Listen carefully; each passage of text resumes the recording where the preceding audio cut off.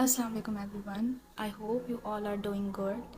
आज हम FIA assistant director का पेपर डिस्कस करने जा रहे हैं जो कि 18 अगस्त को अनाउंस किया गया था। ये स्क्रीनिंग टेस्ट था जिसका पहला पोर्शन जो है हम जनरल नॉलेज का डिस्कस करेंगे, इसके बाद हम साइंस का डिस्कस करेंगे एंड फर्दर जितने भी हमारे हैं हम उनको ज़रूर डिस्कस करेंगे। जी तो स्टार्ट करते हैं। सबसे पहला जो क्वेश्चन आया था that was which is the oldest university in the Pakistan. अब अगर तो यहाँ पे पेशावर यूनिवर्सिटी का नाम आता तो फिर हम उसको इंक्लूड कर सकते थे, बट क्योंकि यहाँ पे हमारे पास जो पंजाब यूनिवर्सिटी है इन तीनों यूनिवर्सिटीज़ में से ये सबसे ओल्डेस्ट है and it was established in 1863, तो इस वजह से हमारा जो आंसर होगा वो यहाँ पे ए होगा। उसके बाद जी नेक्स्ट पे चलते हैं। हमारा नेक्स्ट जो क्वेश्चन था how many permanent members are there in the United Nation Security Council. जब भी आपको ये क्वेश्चन इस तरह का आता है तो please don't be confuse. United nation के मेंबर्स नहीं वो पूछ रहे, वो पूछ रहे हैं सिक्योरिटी काउंसिल के मेंबर्स, और उन्होंने परमानेंट मेंबर्स पूछे हैं, टोटल मेंबर्स नहीं पूछे। कई बच्चे इस क्वेश्चन को गलत लगा के आए होंगे, कई 10 लगा के आए होंगे, 15 लगा के आए होंगे, लेकिन वो परमानेंट और नॉन परमानेंट मेंबर्स को मिला के उनकी तादाद बनती है। इसका जो करेक्ट आंसर है वो बनता है 5। देयर आर ओनली 5 मेंबर्स जिनके पास पावर है कि वो वीटो कर सकते हैं, उन्हें कहते हैं हम permanent members of United Nation Security council. और उनके जो 5 नेम हैं वो मैं डिस्क्रिप्शन बॉक्स में लिख रही हूँ, आप ये देख सकते हैं अपनी फर्दर इन्फॉर्मेशन को इंक्रीज़ करने के लिए। जी चलें नेक्स्ट चलते हैं। The third question was from science, और ये जनरल नॉलेज के पोर्शन में भी डाल देते हैं। Which colour of light has the shortest wavelength. तो हमेशा याद रखिएगा हमारे पास दो तरह की वेवलेंथ होती है, एक शॉर्टेस्ट होती है, एक लॉन्गेस्ट वेवलेंथ होती है। तो इनमें से सबसे शॉर्टेस्ट वेवलेंथ जो है वो ब्लू की गिनी जाती है। इसी तरह अगर आपको क्वेश्चन इसका काउंटर क्वेश्चन आ सकता है which colour of the light has the longest wavelength, तो उसके लिए आप रेड चूज़ करोगे। यही रीज़न है कि रेड की लॉन्गर वेवलेंथ की वजह से इसे सिग्नल्स पे भी यूज़ किया जाता है। ठीक है, अच्छा जी चलिए अब नेक्स्ट पे चलते हैं, नेक्स्ट क्वेश्चन पे। नेक्स्ट क्वेश्चन है हमारा which language is predominantly spoken in Qatar.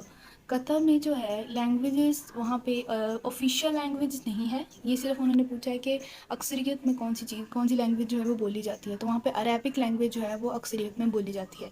But अगर बात की जाए कि वहाँ और कौन कौन सी लैंग्वेजेस बोली जाती हैं तो yes there are Persian, there are English, तो ये दोनों जो हैं ये भी लैंग्वेजेस जो है अरेबिक के साथ बोली जाती हैं, बट अक्सरियत में अरेबिक बोली जाती है। जी नेक्स्ट हैं, ये मैथ का क्वेश्चन है, इसमें कंफ्यूज नहीं होना। बहुत से बच्चों ने ये मिस्टेक की हुई थी कि दे आर कंसिडरिंग कि ये कोई रेशो का क्वेश्चन है, तो ये रेशो का कोई क्वेश्चन नहीं है। This is just the question part के सॉल्व द एक्स, और उसके बाद उन्होंने ये क्वेश्चन लिखा है 2x + 5 = 13। इसमें से x की वैल्यू हमने फाइंड करनी थी। इसका सोल्यूशन मैंने यहाँ पे साइड पे लिख दिया है, आप इसको देख सकते हैं। सिंपली आपने क्या करना है कि ये जो 5 है इसको आप इस साइड पे ले आएंगे, 13 में से माइनस हो जाएगा तो पीछे रह गया 8। फिर उसके बाद ये 2 इधर जो है वो मल्टीप्लाई हो रहा है, इस तरफ आके डिवाइड हो जाएगा, तो हमारे पास वैल्यू जो है वो 4 आ जाएगी। तो इसका आंसर जो था हमारे पास x = 4 था। चलिए जी आगे चलते हैं। Which country is known as the land of midnight sun. तो इस चीज़ को आपने याद रखना है कि कुछ जो कंट्रीज़ के नेम हैं या सिटीज़ के नेम हैं उनको आपने याद रख लेना है। जैसे कि जापान है तो उसको कहा जाता है the land of rising sun, ठीक है। इसी तरह नॉर्वे है यहाँ पे जिसको कहा जाता है द लैंड ऑफ मिडनाइट सन, ठीक हो गया। अच्छा जी, और अगर यहाँ पे एक और पॉपुलर क्वेश्चन इसी से रिलेटेड एक आता होता है फिनलैंड के बारे में। फिनलैंड को कहा जाता है द लैंड ऑफ लेक्स, ठीक है। तो ये जो है आपने अपनी एक्स्ट्रा नॉलेज के लिए जो है थोड़ा सा रख लेना अपने पास। जी तो नेक्स्ट क्वेश्चन पे चलते हैं। यहाँ जो इसका आंसर है वो 9 बनता है। 7 पे चलते हैं। Who won the Nobel prize in physics in 2020 for the work in black holes. ये भी जनरल नॉलेज के क्वेश्चन में जो है वो इंक्लूड होता है। यहाँ पे ये 3 जो है वो नाम दिए हुए, इनमें से जो बी ऑप्शन है हमारे पास, this is the right option. इन्होंने जो है 2020 में इनको नोबेल प्राइज़ मिला था for working on black holes, ठीक है। तो ये आपका आंसर होगा यहाँ पे बी। जी आगे चलते क्वेश्चन पे। Who wrote the play Romeo and Juliet. जी तो ये बहुत मशहूर आपको पता है प्ले है, और ये सबसे मशहूर प्ले किसका है, विलियम शेक्सपियर का है, ठीक है। इसमें ये आंसर जो है विलियम शेक्सपियर का है।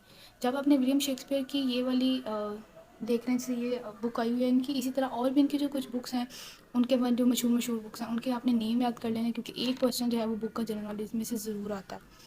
अच्छा जी, who served as the president of Pakistan from 1971 to 1973। आप सबको पता है कि 1971 से 1973 तक जो है हमारा मार्शल लॉ भी लगा रहा है। वो दौर जो था वो जनरल वैसे तो याहिया खान का था, बट इसमें जो क्योंकि इलेक्शन हो चुके थे पीपल्स पार्टी के, पार्टीशन हो चुकी थी बांग्लादेश की, उसके बाद जो है जो हुकूमत बनाई गई थी वो पीपल्स पार्टी की थी, और उसके उस टाइम पे प्रेसिडेंट जो थे वो जुल्फ़िकार अली भुट्टो थे। जी, तुम्हारा राइट आंसर है जुल्फ़िकार अली भुट्टो। जी, नेक्स्ट क्वेश्चन है what is the largest desert in the world. ये यहाँ पे लार्जेस्ट था, ये यहाँ पे थोड़ी सी मिस्टेक हो गई है। जी, तो लार्जेस्ट डेजर्ट जो है वो हमारे पास है Sahara desert. In the world it's Sahara desert. अगर एशिया की बात करते हैं तो that will be Gobi desert. ठीक हो गया। अच्छा जी, next in a right triangle which side is always the longest. आपको पता है कि ये राइट ट्राइंगल मैंने बनाई है यहाँ पे।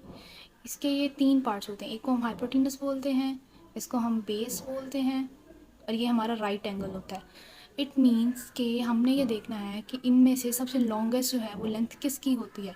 तो लॉन्गेस्ट साइड हमेशा जो है वो हाइपोटेनस की होती है। ठीक है, तो आपका आंसर जो यहाँ पे हाइपोटेनस हो जाएगा। जी, 12 हमारा क्वेश्चन है which country from Africa was formerly known as Rhodesia. Rhodesia जो है ये जिम्बाब्वे का ओल्ड नेम है। तो आपको पता होना चाहिए इस चीज़ के बारे में भी कि जिम्बाब्वे को क्या कहा जाता था पहले, रोडेसिया। जी, what is the currency of China. इसके बारे में शायद बच्चे थोड़े कंफ्यूज हो जाएं क्योंकि येन और yuan they both sound like Chinese, लेकिन ये चाइनीज़ नहीं है। येन जो है ये जापान की आई गेस करेंसी है, और युआन जो है ये चाइना की करेंसी है। तो यहाँ पर हमारा आंसर जो है वो युआन है।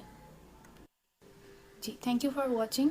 प्लीज़ सब्सक्राइब कर लीजिए इस चैनल को। मैं कोशिश करूँगी कि जो बाकी इसके पोर्शन थे उसके भी सीरीज़ बना के एक प्लेलिस्ट जो है यहाँ पे बना के रख दूँ ताकि आपको इससे जो है मदद मिल सके। प्लीज़ कमेंट कीजिएगा और बताइएगा आपको ये वीडियो कैसी लगी, और इसमें अगर कोई चीज़ गलती होगी तो वो भी प्लीज़ पॉइंट आउट कीजिएगा। Thank you so much. अल्लाह हाफ़िज़।